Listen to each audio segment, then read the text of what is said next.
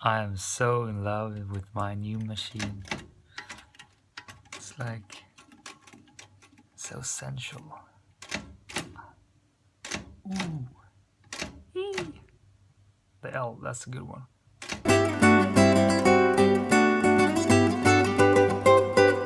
It's Tuesday today. I'm so losing track of time here. This week is a real intense writing period. Just sitting indoors hour after hour. Really just... This week is about storytelling. And, well, it's not the ideal week for that, to be honest. Doing way too much solo work. I actually don't have time to go out and interact too much with people. I'm thinking maybe I did a mistake with this week's challenge, focusing on two things at the same time. I mean, it's both the storytelling part, and it's the story structure in the everyday conversation. I mean, you do have to put in some time to prepare and practice. Maybe not practice, but prepare, know the ground rules for the challenge. It should be so clear. You should be able to just say it in your sleep. I'm doing this week. And also for the challenge, I didn't put out any clear goals like I'm gonna tell the story 5 times. There is room for improvement on this challenge. Indeed it is.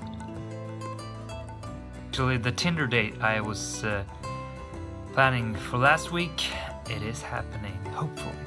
We have scheduled Thursday, just a brief session, because I have too much to do. But at least we're gonna meet, and that will probably drag out longer than expected. Hopefully. I mean, if we're clicking. Otherwise, I will be at Tinder date coming up. Gonna be a lot of storytelling there. For the storytelling part of the one story that we're supposed to focus on, it is good to sit down and really think that story through. I mean, look at the story structure, the 3-act story structure that I presented in the first video, and go through it.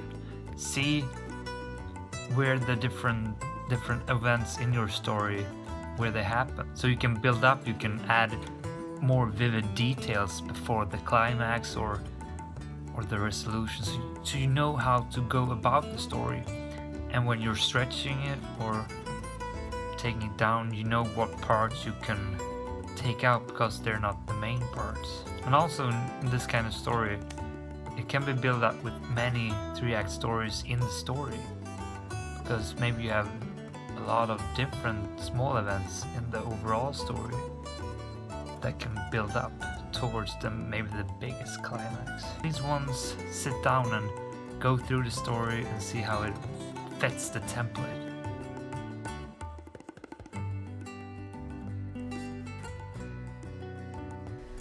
Thought I'd give my friend Paula a little call.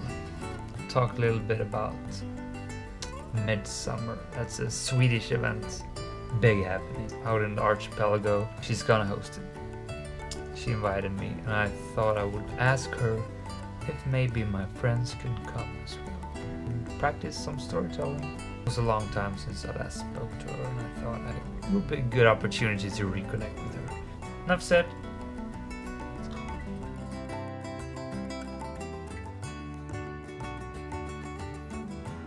Just got hold of Paula. Great fun to talk to her again. But it was really interesting because it's like almost the first time, not in life, but one of the first time ever when I'm having a conversation and I actually are working to get attention, to speak, to tell something about myself. Because I'm always that passive listener, asking a lot of questions, trying to dig in, and never really emphasized my part of the conversation. I just wanted to, always want to keep the conversation entertaining. And since I don't have the confidence in what I say usually, especially not when I'm going to tell something, that always means that I have focused on the person I'm talking to. now, when I had an agenda, I wanted to practice my storytelling. I was searching for room to tell my story. And I realized that it was quite hard because I didn't get that room. I was trying to find openings to get air to speak to put it in the right context. You can't just blur out, oh, I'm gonna tell you this. So it's either that I was talking to a person that really liked to talk about herself, or that I are lacking the skill to find these opportunities. Previously, maybe they've just been introduced because people asked me a question.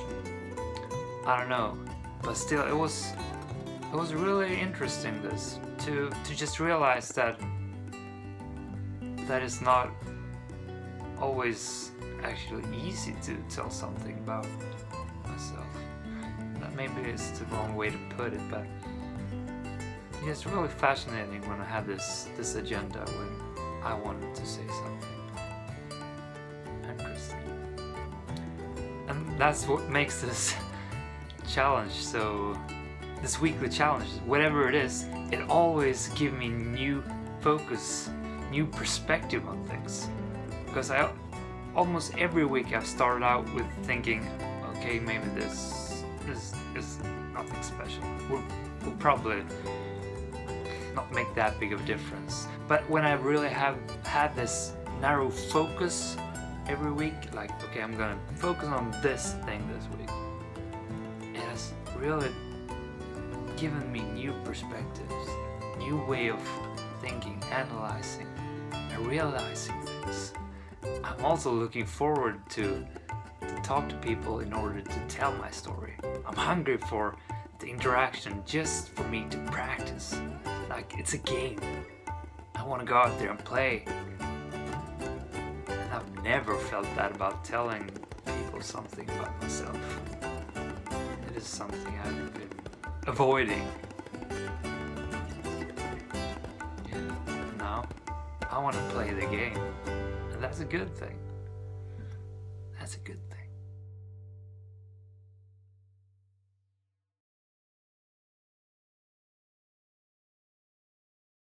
Just went for a little meditation session there. I think I fell asleep for a little while there. This is not me drooling on my t-shirt. Just saying, it's not.